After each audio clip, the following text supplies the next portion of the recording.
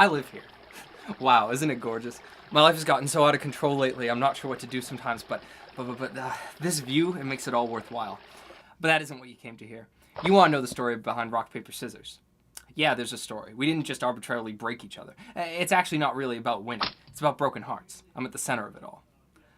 So let's go back a couple hundred years to when I was still in school. See me? I didn't think so. That's me as a young pebble. Things were so much simpler then.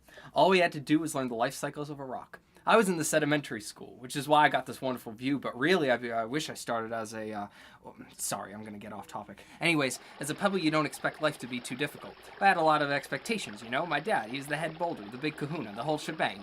You get the idea. Well, this is the sad part, but one day my sister Roxy, she was goofing around and she fell, ended up shattering on the rocks down below. My dad couldn't take it, and I couldn't take it, so I went downstream. Once you go downstream, you can't come back home. And no, I'm not being dramatic, it's just basic science. But it ended up being the start of the best time of my life. I ended up on the bank of a small town, and that's when I met Paper.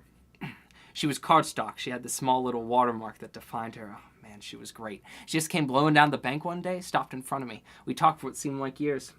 And then a cleanup crew came by one day, picked her up. I haven't seen her since. So when people say Paper beats rock, it's because she got my heart, and she never gave it back. But that's where scissors comes in.